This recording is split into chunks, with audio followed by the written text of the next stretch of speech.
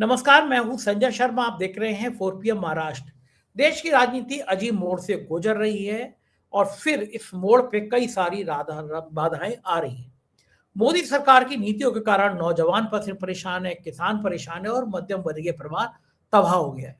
दैनिक भास्कर के राजनीतिक संपादक केपी मलिक से मैंने इन तमाम मुद्दों पर बहुत जोरदार बातचीत की है। लेके चलता हूं सीधा उनके पास, सुनिएगा दिल थाम के। 4 PM न्यूज नेटवर्क में बहुत बहुत स्वागत है केपी मलिक साहब, आपका हार्दिक अभिनंदन। बहुत बहुत धन्यवाद संजय जी, आपका, आपके दर्शकों का, आपकी पूरी टीम का बहुत बहुत धन्यवाद, बहुत आभार। और विशेष आभार उन लोगों का जो हमें कमेंट करते हैं, हमारा हौसला अफजाई करते हैं, उनके लिए विशेष धन्यवाद जी। आज आपने मेरी शर्ट पे, मेरे चश्मे पे कोई कमेंट नहीं किया, वरना आप जरूर कमेंट करते हैं। मैं बच गया आज। नहीं, देखिए, चश्मा तो आज आपका बहुत ज्यादा स्पेशल मुझे नहीं लग रहा है, लेकिन शर्ट जोरदार है आपकी। मुंबई है, आप रोज रोज क्या आपको आपकी शर्ट पर नजर लगाएं फिर आप कहेंगे कि नजर लग रही है। शर्ट तो मुंबई है आपकी, लखनऊ वाली शर्ट तो है नहीं है जी। मुंबई में ही हूँ और नजर तो आजकल भारतीय जनता पार्टी को लग गई है। ये भारतीय काकरोच पार्टी ने ऐसी नजर मारी है कि अब वो काला टीका लगा लें, काली हांडी टांग लें, नजर खत्म नहीं हो रही। और ऐसे ऐसे बयान देते हैं, अपने बयान में फंस जाते हैं। पार्टी पूरी एक सुर में सुर कहने लगी कि साहब ये जॉर्ज सोरेस की कारस्तानी है, अंतर्राष्ट्रीय साजिशें हैं और जितने फॉलोअर हैं विदेश के हैं। काकरोच पार्टी के संस्थापक ने पूरा रिकॉर्ड डाल दिया कि वही 95% तो भारत के ही लोग हैं। अब जैसे मैं हूं, मैंने काकरोच पार्टी के इंस्टाग्राम ट्वीट को फॉलो किया है, तो भाई मैं कोई जॉर्ज सोरेस की पार्टी से 25 पैसे भी जिंदगी में नहीं लिए, ना लेने की मंशा रखता हूं। हालांकि जॉर्ज सोरेस की पार्टी से तो भारतीय जनता पार्टी के कुछ मंत्रियों के बच्चों ने भी लिए हैं। जो मोदी सरकार में मिनिस्टर, उनके बच्चों का नाम भी आया जो जॉर्ज सोरेस से फंडिंग है। लेकिन ये ऐसे झूठे झूठे आरोप लगा के काकरोच पार्टी पे, और जब डाटा सामने देते हैं, सोनम वांगचुक ने भी कहा कि भाई इस तरह किसी की भावनाओं को, किसी की अभिव्यक्ति की आजादी को रोका नहीं जा सकता। और सबसे बड़ी बात यह है कि काकरोच पार्टी ने एनडीए में भी फूट डाल दी। चंद्रबाबू नायडू की पार्टी भी कह रही है कि अगर इस तरह नौजवानों की बातों को रोकना ठीक नहीं है, या तो साबित करिए आपकी अंतर्राष्ट्रीय साजिश है। और आप कर क्या रहे थे? अगर विदेशी ताकतें आके यहाँ पे पूरे देश में 2 करोड़ से ज्यादा लोगों को जोड़ ले रही हैं, तो आप क्या सो रहे थे, या आप अपने ऊपर सिर्फ पिक्चर ही बनाते रहते हैं? तो कुछ तो ऐसा है ना केपी मलिक साहब, जो करना पड़ेगा आपको, या दिखाना पड़ेगा कि हकीकत में आप कर क्या रहे हैं। सिर्फ आप आरोप लगा दो, उससे तो काम चलने वाला नहीं। और एक काकरोच पार्टी ने पूरी सरकार के पसीने छुड़ा दिए, उस पर आपका क्या कहना है? देखिए संजय जी, अगर आप इसको देखें, इसके 2-3 नजरिए से हमें इस चीज को देखना पड़ेगा। सबसे पहले मैं यहीं से शुरू करता हूं कि चंद्रबाबू नायडू जैसे व्यक्ति को क्यों बोलना पड़ा। वो तो एनडीए के अहम किरदार हैं, और वो भी अगर ऐसा बोल रहे हैं, ऐसी परिस्थितियां बनेंगी कि वो मजबूर हो जाएंगे अलहदा होने के लिए और युवाओं के साथ आने के लिए, क्योंकि युवा तो आंध्र प्रदेश में भी है। युवा तो आंध्र प्रदेश की चंद्रबाबू पार्टी को भी वोट देता है। तो अगर वो उनके साथ रहेंगे तो उनको नुकसान होगा, लिहाजा वो इस तरह के बयान दे रहे हैं, और पार्टियां भी इस तरह के बयान देंगी। इसी से प्रभावित होके राहुल गांधी इस तरह की बात कर रहे हैं कि अगर यही हालात देश में रहे तो 1 साल के अंदर मोदी सरकार गिर जाएगी। राहुल गांधी ने ये बात कोई हवा में नहीं कही है। राहुल गांधी को सारी चीजें मालूम है, चाहे आपकी जो वैश्विक अर्थव्यवस्था है, भारत की अर्थव्यवस्था है, भारत में महंगाई चल रही है, भारत में तेल की दिक्कतें हैं। ये इतनी बड़ी दिक्कतें नहीं है जितनी नौजवानों के रोजगार की दिक्कत है। और एक तो आप रोजगार नहीं दे रहे हैं, दूसरा आप उनके जख्मों पर नमक छिड़कने का काम कर रहे हैं। युवा कहीं ना कहीं बहुत गुस्से में है, और उसको गुस्सा निकालने का एक प्लेटफॉर्म चाहिए था, जिसके माध्यम हमारे चीफ जस्टिस ऑफ इंडिया बन गए, और उन्होंने उनको एक मौका दे दिया, एक आइडिया दे दिया। आज सोशल मीडिया का जमाना है, आज एआई का जमाना है, और ये दोनों चीजें अगर आप इसमें सहयोग देखेंगे तो युवाओं का जो सहयोग कर रहा है, ये हमारी सोशल मीडिया कर रही है और एआई कर रही है। इसमें मैं मानता हूं कि 50% से अधिक योगदान एआई का है, 30% के लगभग योगदान सोशल मीडिया का है, और 20% योगदान देश के और दुनिया के युवाओं का है। जो भारतीय युवा देश से बाहर भी रहते हैं, वो भी इस मुहिम में जुड़े हुए हैं। भारतीय जनता पार्टी इससे बौखलाई हुई है, इसमें कोई दो राय नहीं है। अगर भारतीय जनता पार्टी इतनी ही निश्चित होती तो सबसे पहले तो वो अकाउंट बंद नहीं करती, और अकाउंट बंद करती फिर उनके जो नेता हैं, उनके जो चंगू मंगू हैं, वो ये नहीं कहते कि ये तो पाकिस्तान पाकिस्तान हर चीज में अड़ा देते हैं, ये तो पाकिस्तानी फॉलोअर हैं, 50% से अधिक पाकिस्तानी फॉलोअर हैं। तो जो कॉकरोच पार्टी के संस्थापक हैं अभिषेक दीप के, उन्होंने स्क्रीनशॉट दे दिया, उन्होंने डिटेल दे दी कि भाई देखिए 94%, 94.7% हिंदू फॉलोअर हैं और इंडिया के फॉलोअर हैं, हिंदुस्तान के फॉलोअर हैं। तो अब आप क्या करेंगे? तो ये जो हवा हवाई भारतीय जनता पार्टी के नेताओं की चल रही है, और आज तो किरण रिजिजू उससे भी आगे चले गए कि इसमें सोरेस को भी हाथ है, ये हर जगह सोरेस को भी जोड़ देते हैं। उसके पहले कई दूसरे नेताओं ने भारतीय जनता पार्टी के कहा कि इसमें बाहर से फंडिंग हो रही है, विदेश में, ये तो विदेश से काम चल रहा है, ये तो आम आदमी पार्टी के सपोर्टर है। आप इसको जितना कुछ भी कहें, लेकिन जो मेन मुद्दा है, जो जो जो युवाओं का मामला है, उससे आप मुंह नहीं फेर सकते और आप भटका नहीं सकते युवाओं को। नीट का इतना बड़ा मुद्दा हुआ है, एग्जाम का इतना बड़ा मुद्दा हुआ है, आप उसको कैसे इग्नोर कर सकते हैं? तो मुझे लगता है कि ये चीफ जस्टिस ऑफ इंडिया ने युवाओं को एक बहुत बढ़िया मौका दे दिया है, और ये मामला इतनी जल्दी ठंडा होने वाला नहीं है। इसीलिए भारतीय जनता पार्टी की ओर से इसको दबाने के लिए, इनके सोशल मीडिया के अकाउंट जो है उनको बंद करने के लिए, उनको हैक करने के लिए, अपनी जो सोशल आर्मी है उसको एक्टिव करने के लिए कि इसको मुद्दे को डाइवर्ट किया जाए, तमाम जो है शाम धाम दंडभेद जिस प्रकार से भारतीय जनता पार्टी करती है, वो इस मुद्दे पे भी कर रही है। लेकिन मुझे लगता है संजय जी, ये मुद्दा बहुत हॉट है, मुद्दा बहुत गर्म है, मुद्दा बहुत स्पेशल है, इसको आसानी से दबाना इतना आसान नहीं है, मुझे ऐसा लगता है, और ये मामला आगे जाएगा। जी मलिक साहब, मुझे भी लग रहा है कि मामला आगे जाएगा। इसी बीच मोदी जी भी युवाओं की बात कर रहे हैं, 51,000 या कुछ लोगों को, कुछ हजार लोगों को नौकरी दे दी, रोजगार युवाओं को, आके बड़ी बड़ी बातें कर रहे हैं। कितनी बड़ी बेरोजगारी है, क्या हाल है रोजगार का, उसमें ऊंट के मुंह में जीरा, ऐसी नौकरियों को देने की बात कर रहे हैं। लेकिन कारपोरेट भी जगत नौजवानों को निकाल रहा है, उनकी सैलरी आधी कर रहा है, सरकारी नौकरियां निकल नहीं रही हैं, पेपर लीक हो रहे हैं, नीट तक के पेपर लीक हो जा रहे हैं, परीक्षा रद्द हो जा रही हैं। ये परिस्थितियां जो हैं, चाहे वो सीबीएसई का एग्जाम हो, नीट हो, बेरोजगारी हो, यूथ, देश का युवा जो उबल रहा है, क्या सरकार को उस खतरे की आशंका है? सरकार समझ रही है कि ये युवा शक्ति, जिस ओर जवानी चलती है उस ओर देश चलता है, ये किस मोड़ पे जा रही है और ये कहां तक खतरनाक हो सकती है, इसका सरकार को क्या अंदाजा हो पा रहा है या नहीं हो पा रहा मलिक साहब? नहीं नहीं, सरकार इससे बेखबर है, और सरकार को लगता है कि हमें कोई फर्क नहीं पड़ता है इन चीजों का। क्योंकि आपने देखा, चाहे महाराष्ट्र हो, चाहे आपका हरियाणा हो, दिल्ली हो, बिहार हो, आसाम हो, वेस्ट बंगाल हो, हम चुनाव जीतते जा रहे हैं और हमें किसी की नाराजगी का कोई फर्क नहीं पड़ता है, पूरा सिस्टम हमारे हाथ में है। तो इसलिए वो बेखौफ हैं, उनको कोई अंदाजा नहीं है या कोई खौफ इस बात का नहीं है कि युवा हमसे नाराज होकर कोई बहुत बड़ा एक्शन ले सकता है। अगर ऐसा कुछ होता तो नीट पे अभी तक कोई बड़ा डिसीजन हो सकता था, लेकिन सरकार ने कोई डिसीजन नहीं लिया है। तो ये जताता है कि सरकार इस मुद्दे से डर नहीं रही है। नहीं तो अगर आप देखेंगे, चाहे आपकी कॉकरोच पार्टी हो, चाहे युवाओं का दल हो, चाहे विपक्ष हो, चाहे राहुल गांधी हो, तमाम लोग अब इस बात पे आ गए हैं कि भारत के शिक्षा मंत्री धर्मेंद्र प्रधान का इस्तीफा होना चाहिए। और अगर इस्तीफा नहीं हो रहा है तो इसका सीधा सीधा मतलब है कि सरकार और उनके लोग मान के चल रहे हैं कि हमें इस्तीफा देने की कोई जरूरत नहीं है, हमारा कोई नुकसान कहीं होने नहीं जा रहा है। इस गलतफहमी में मुझे लग रहा वो है, लेकिन ये बड़ा मुद्दा है।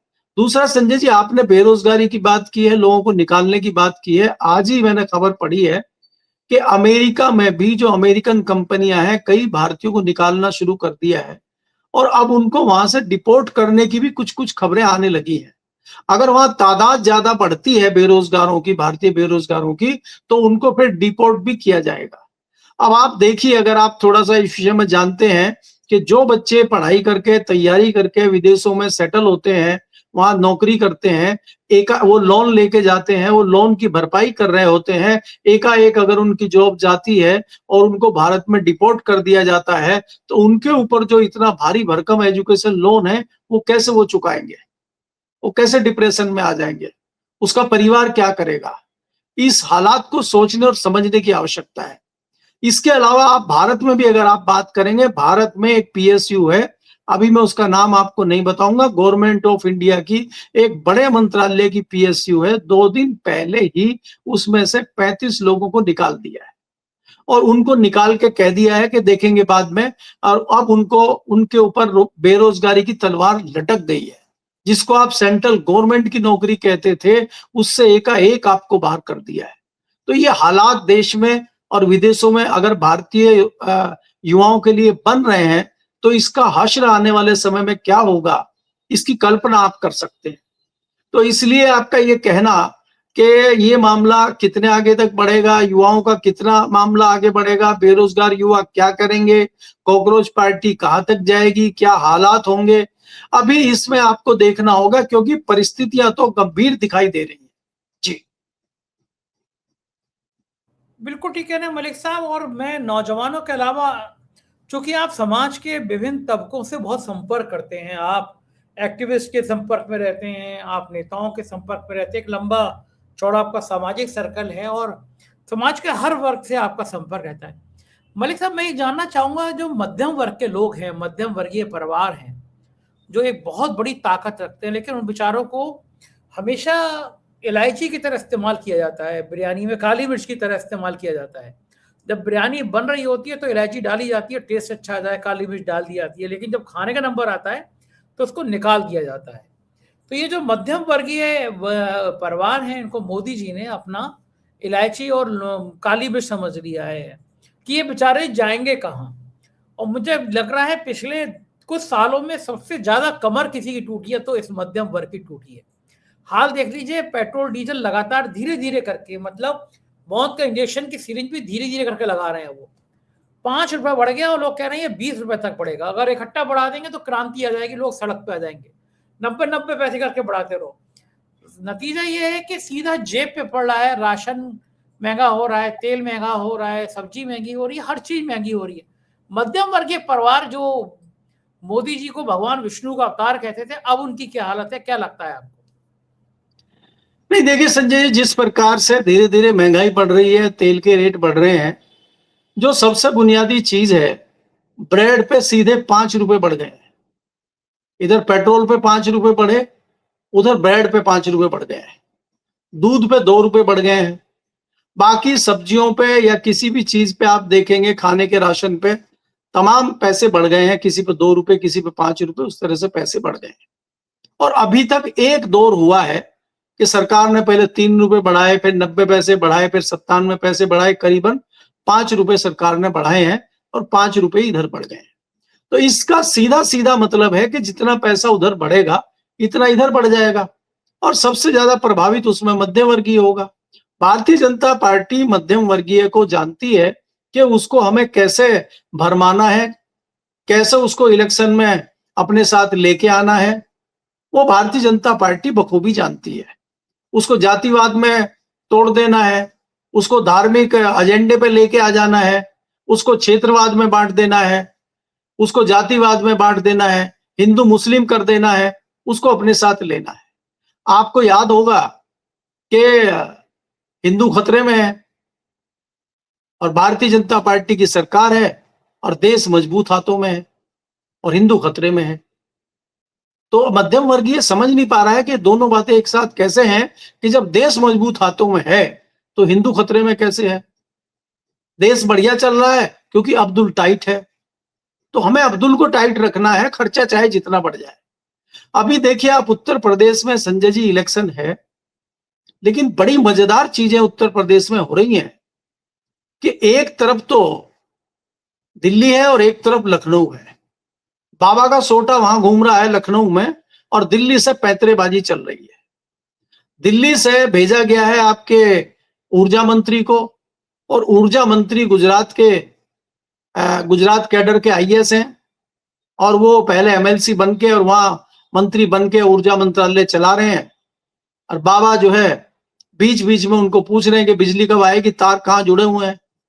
तो हमारा कहना है तार तो उनके गुजरात जुड़े हुए हैं या गुजराती लॉबी से जुड़े हुए हैं, तार तो उनके दिल्ली जुड़े हुए हैं, तो बिजली यूपी में कहां से आएगी। बात यह हो रही है कि आज तमाम जो बाबा के ग्रुप के विधायक हैं वो चिट्ठी इनके खिलाफ लिख रहे हैं, भाई बिजली नहीं आ रही है। और दिल्ली के जो पत्रकार हैं उनसे ट्वीट कराए जा रहे हैं कि दिल्ली में बिजली, लखनऊ में बिजली की बहुत बड़ी समस्या है, उत्तर प्रदेश में बिजली की बहुत भारी किल्लत है, और नोएडा तो तड़प रहा है बिना बिजली के, क्योंकि सारे पत्रकार तो दिल्ली वाले नोएडा में ही रहते हैं अधिकतर, तो सब ट्वीट कर रहे हैं। तो जब हमने देखा कि लगातार ये क्रांतिकारी जो बड़े बड़े पत्रकार हैं, चाहे वो रजत शर्मा हो, चाहे तमाम इस लेवल के पत्रकार हो, इनको एकाएक लखनऊ कैसे याद आ गया। अरे दिल्ली में नीट हो रहा है, दिल्ली में तेल का मामला हो रहा है, महंगाई हो रही है, युवा परेशान है, इनका ध्यान एकाएक लखनऊ पहुंच गया, ये क्या है। तो देखिए अभी भी नूरा कुश्ती दिल्ली और लखनऊ की जारी है। युवा कहीं जाए, कॉकरोच पार्टी कुछ भी करे, भारतीय जनता पार्टी का इंटरनल युद्ध चल रहा है, क्योंकि अभी युद्ध उत्तर प्रदेश में होना है, और जिसकी कर्मभूमि और जिसका कुरुक्षेत्र लखनऊ में बनाया जाएगा। तो अभी लखनऊ की जो लड़ाई लड़ी जाएगी, भारतीय जनता पार्टी उसकी तैयारी कर रही है। युवा कहीं जाए, कॉकरोच कहीं जाए, और जो है परजीवी कहीं जाए, बाकी लोग कहीं जाए, इनकी तैयारी चुनाव की चल रही है। बहुत तेजी से चुनाव की तैयारी भारतीय जनता पार्टी संजय जी कर रही है। जी, क्या लगता है आपको कि योगी आदित्यनाथ को जो घेरने की रणनीति बन रही है, योगी आदित्यनाथ को जो फंसाने की रणनीति बन रही है, क्या वो कामयाब हो पाएगी? और भारतीय जनता पार्टी उत्तर प्रदेश में जिस तरह आंतरिक कलेश में उलझी हुई है, केशव मौर्य और ब्रजेश पाठक अलग सुर अपना रहे हैं। हालांकि योगी आदित्यनाथ पिछले दिनों ब्रजेश पाठक के घर में गए, उन्होंने एक पाठ कराया भगवान जी का, तो सुंदरकांड का या ऐसी कोई पाठ था, उसमें गए योगी आदित्यनाथ। तो चर्चा का विषय बना, क्योंकि इससे पहले योगी आदित्यनाथ एक बार केशव मौर्य के घर में भी गए थे। जब 2022 का रिजल्ट आया था, तो उसके बाद ये हुआ था कि भाई अगर आपको दोबारा मुख्यमंत्री बनना है तो केशव मौर्य एडजस्ट करने पड़ेंगे। तो योगी आदित्यनाथ अपना सब ईगो शांत करके और अपना थोड़ा सा गुस्सा कम करके केशव मौर्य के घर गए थे। और इस बार जब ब्रजेश पाठक ने कमान संभाली, ब्राह्मणों की, शंकराचार्य की चोटी खींचने की, बटुक को सम्मान देने की, तो लोगों को लगा कि अब ब्रजेश पाठक ने सीधा मोर्चा खोल दिया योगी आदित्यनाथ के खिलाफ। तो योगी आदित्यनाथ ब्रजेश पाठक के घर पहुंच गए। तो क्या ये माना जाए कि योगी जी भी अपना गुस्सा छोड़कर अच्छे पॉलिटिशियन बन गए हैं? उन्हें भी समझ में आ गया है कि युद्ध में कभी 2 कदम आगे और 4 कदम पीछे भी होना पड़ता है। ये खेल उन्हें भी समझ में आ गया कि अगर अमित शाह को पटकनी देनी है तो राजनीति के शतरंज पे कई चौसर पर कई सारी चालें चलनी है। ऊंट कहीं बिठाना है, हाथी कहीं चलना है, और वजीर से कहीं किसी को मात दे देनी है। ये सब काम योगी आदित्यनाथ सीख गए हैं अब। नहीं, इसमें कोई दो राय नहीं है संजय जी के। लगभग 10 साल पूरे होने वाले हैं योगी जी को मुख्यमंत्री के रूप में, और कई सारी पैंतरेबाजी, वो राजनीतिक पैंतरेबाजी, सियासी पैंतरेबाजी जो होती है वो सीख गए हैं। अगर वो नहीं सीखे होते तो वो कब के हट चुके होते। और अभी भी हटाने में उनके कोई कमी नहीं है, कोई किसी भी तरफ से कोई कोर कसर छोड़ी नहीं जा रही उनको हटाने के लिए। और जिस तरह से हम देख रहे हैं कि गुजरात लॉबी मजबूती से आगे बढ़ रही है, बहुत बड़ा एक अचीवमेंट हासिल किया है, वेस्ट बंगाल को जीत के अपना दबदबा कायम रखा है गुजरात लॉबी ने। लेकिन जब वो यूपी में जाती है, यूपी के मोर्चे पे कहीं ना कहीं फेल दिखाई देती है, तो हमें लगता है कि बाबा का दबदबा इनसे कहीं अधिक बरकरार है। बाबा के सामने ये पस्त हो जाते हैं, बाबा के सामने कुछ नहीं कर पाते। इसका क्या कारण है ये ज्यादातर लोगों को समझ में नहीं आ रहा है। मेरा मानना यह है कि बाबा भी रणनीतिक तरीके से राजनीति कर रहे हैं, और वो इतनी आसानी से हट नहीं रहे। दोनों तरफ जो है तू डाल डाल में पात पात, दोनों तरफ से सारी तैयारियां चल रही हैं, पैंतरेबाजी चल रही है, कोशिशें चल रही हैं, सियासत हो रही है, दोनों तरफ से वार हो रहे हैं, लेकिन कब्जे में कोई किसी के नहीं आ रहा है। आज की डेट में अगर आप देखते हैं संजय जी, मुझे लगता था कि जब वेस्ट बंगाल के चुनाव के बाद 1 हफ्ते तक लगा था कि शायद योगी जी का वक्त अच्छा नहीं है, और जो दिल्ली का गोदी मीडिया था उसने माहौल भी बनाया था कि बहुत जल्दी योगी जी हट जाएंगे। लेकिन अब मुझे नजर आ रहा है कि योगी जी फ्रंट फुट पे खेल रहे हैं और गुजरात लोग भी अभी बैक फुट पे है। तो अभी तो मुझे कोई ऐसे आसार कहीं दिखाई नहीं दे रहे हैं कि बाबा कमजोर स्थिति में है, क्योंकि बखूबी जानते हैं ये भी कि बाबा का जो नेटवर्क है, बाबा की जो वहां पे उत्तर प्रदेश में एक अपनी क्या बोलते हैं प्रसिद्धि है, बाबा के बिना उत्तर प्रदेश में भाजपा का सरवाइव करना मुश्किल है। तो इसलिए गुजरात लोग भी बहुत ही स्टिक होकर उनको हटाने की कोशिश करेगी या हटा पाएगी, इस पे मुझे थोड़ा संशय है। लेकिन कल को क्या होगा ये तो अभी कहा नहीं जा सकता। लेकिन ये मैं जरूर निश्चित तौर पे कह सकता हूं कि बाबा आज बहुत मजबूत स्थिति में दिखाई दे रहे हैं। इतनी आसानी से इनको हटाना मुझे नहीं लगता है, क्योंकि जिस प्रकार से बीच में फुटबॉल बने हुए हैं ए के शर्मा जो दिल्ली के प्रतिनिधि वहां पे हैं, और जिस प्रकार से उत्तर प्रदेश में इतनी बड़ी बिजली की समस्या चल रही है, उसको देखते हुए बाबा डर नहीं रहे हैं, घबरा नहीं रहे हैं। तो इससे लगता है कि बाबा की स्थिति मजबूत है और गुजरात लोग भी मुझे नहीं लगता कि उनको कोई नुकसान पहुंचा पाएगी। जी मलिक साहब, जब भी उत्तर प्रदेश में कोई घमासान होता है तो संघ के बड़े बड़े लोग लखनऊ आ जाते हैं। बहाना कुछ और मनाया जाता है, ये कार्यक्रम वो कार्यक्रम। मोहन भागवत भी आ गए हैं लखनऊ। संघ की क्या हालत कर दी है मोदी जी ने, किसी से छुपा नहीं है, बैंड ही बजा दी है।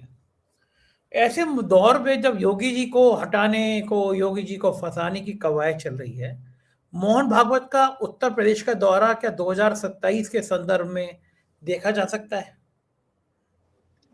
देखिए संजय जी, अगर आप मोहन भागवत जी की आरएसएस प्रमुख की बात करते हैं तो मुझे नहीं लगता कि वो आज की डेट में बहुत ज्यादा कोई हॉट टॉपिक है या आरएसएस की कोई बहुत चर्चा हो रही है। आरएसएस की चर्चा कम हो गई है वेस्ट बंगाल का चुनाव जीतने में, और भारतीय जनता पार्टी के तमाम लोगों को लगने लगा है कि आरएसएस कोई बहुत महत्वपूर्ण स्थिति में आज की डेट में कहीं दिखाई नहीं दे रही। सारे जो फैसले हैं वो गुजरात लॉबी कर रही है, सारे फैसले अमित शाह ले रहे हैं, और पार्टी के अंदर बाहर जो भी चल रहा है सारे फैसले वहीं से होते हैं।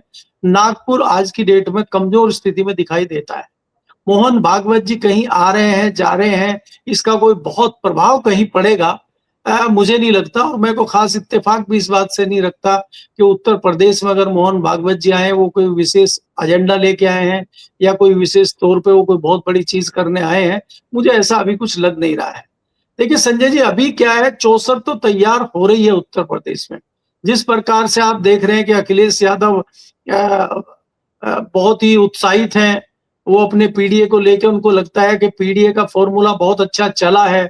दूसरा, राहुल गांधी भी कहीं ना कहीं बहुत उत्साहित हैं, उनको भी लगता है कि हमारा खाता तो खुल ही चुका है और हमें भी कुछ बढ़ोतरी होगी, हमें भी कुछ हमारी मेंबरशिप में बढ़ोतरी उत्तर प्रदेश में होगी।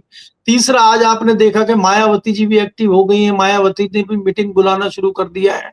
तो अब वो क्या जो है उत्तर प्रदेश में कर पाएंगी, कि क्या रणनीति करेंगी, किसके साथ मिलकर चुनाव लड़ेंगी, अभी थोड़ा सा मुझे लगता है कि 1-2 महीने में तस्वीर साफ होगी कि क्या माहौल बन रहा है। भारतीय जनता पार्टी इतनी आसानी से अपने हथियार नहीं रखेगी। भारतीय जनता पार्टी भी, जैसे मैंने पिछली बार आपके चैनल पे ही कहा था, कि भारतीय जनता पार्टी जो हमारे सूत्र हमें बता रहे हैं, एक तीसरे मोर्चे की फिराक में है कि एक तीसरा ऑप्शन ऐसा दे दिया जाए जनता को कि जहां जनता भारतीय जनता पार्टी से परेशान है, भारतीय जनता पार्टी से नाराज है, वो सीधे सीधे समाजवादी पार्टी में ना जाके तीसरे मोर्चे में चली जाए। और उस मोर्चे में वो भीम आर्मी के चीफ चंद्रशेखर और ओवैसी, हनुमान बेनीवाल और बाकी जो दूसरी छुटपुट पार्टियां हैं, इनको सबको जोड़ के एक थर्ड फ्रंट बना दें और उसमें लोगों को ऑप्शन के रूप में दे दें। और इनको सब जगह चुनाव लड़ाने के लिए बोला जाए कि उत्तर प्रदेश की 400 की 400 सीटों पे ये थर्ड फ्रंट चुनाव लड़ाए और लोग इनकी तरफ जाएं। इस तरह की योजनाएं भी बन रही है, लेकिन कितनी योजनाएं बनेंगी, क्या बनेगा, अभी मुझे लगता है थोड़ा अर्ली है। धीरे धीरे हमें इन चीजों से पर्दा हटता हुआ नजर आएगा और साफ चीजें दिखाई देने लगेंगी, तभी हम कुछ कह सकते हैं कि यूपी का मामला किस ओर जाता हुआ दिख रहा है। लेकिन आज के दौर में आप ये कह सकते हैं कि उत्तर प्रदेश की जनता बिजली के मामले पे बहुत त्रस्त है, क्योंकि बिजली मंत्री जो है वो रामधुन गा रहे हैं। बिजली मंत्री के पास अगर कोई शिकायत लेके जाता है, 18-18 घंटे की कटौती हो रही है, और जैसे ही बिजली मंत्री के पास कोई जाता है, वो जय श्री राम और जय बजरंगबली के नारे लगवा के गाड़ी में बैठ के चले जाते हैं। ये तो पिछले साल से ही चल रहा है।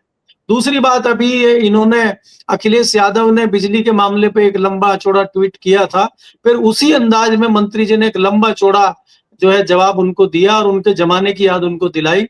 और वो उन्होंने देखिए, बाकी चीजों पर मंत्री जी नहीं बोल रहे हैं, लेकिन अखिलेश जी को जरूर लंबा चौड़ा जवाब उन्होंने दिया और 10 साल पहले की बातें उन्होंने बताई। 10 साल की नहीं बता पा रहे हैं वो, या 5 साल की नहीं बता रहे हैं, पिछले 5 महीने का रिकॉर्ड मंत्री जी नहीं बता पा रहे हैं, लेकिन 10 साल 20 साल पुरानी बातें जरूर बता रहे हैं, उसी अंदाज में जिस अंदाज में मोदी जी पार्लियामेंट में खड़े होके नेहरू की, इंदिरा गांधी की या लाल बहादुर शास्त्री की बातें बताते हैं, उसी अंदाज में उत्तर प्रदेश के ऊर्जा मंत्री अखिलेश यादव और पुराने मुख्यमंत्री की बातें बता रहे हैं। जी बिल्कुल ठीक कह रहे हैं। हालात राजनीति के कुछ कुछ ऐसे ही हो रहे हैं। बहुत बहुत शुक्रिया मलिक साहब, आपने मुझसे बातचीत की, समय दिया, धन्यवाद। ये थे केपी मलिक जी और बहुत धारदार तरीके से उन्होंने बात करी। बताइए कि जब सरकार से सवाल किया जाएगा तो आपका सोशल मीडिया अकाउंट बंद कर दिया जाएगा, जब सरकार से सवाल कर दिया जाएगा तो आपको बायकॉट कर दिया जाएगा। क्या लोकतंत्र यही है? नौजवानों की क्रांति की बात सुनते ही सरकार को पसीना आ रहा है, मध्यम वर्ग कराह रहा है, तबाह हो रहा है, लेकिन सरकार को होश नहीं है। उत्तर प्रदेश में बिजली के हाहाकार मचा हुआ है, पेट्रोल पंपों पर देश भर में लाइनें लग रही हैं, सरकार पता नहीं कहां है। आप क्या सोचते हैं? कमेंट करके जरूर बताइएगा। चैनल को सब्सक्राइब करिएगा। शुक्रिया, थैंक यू।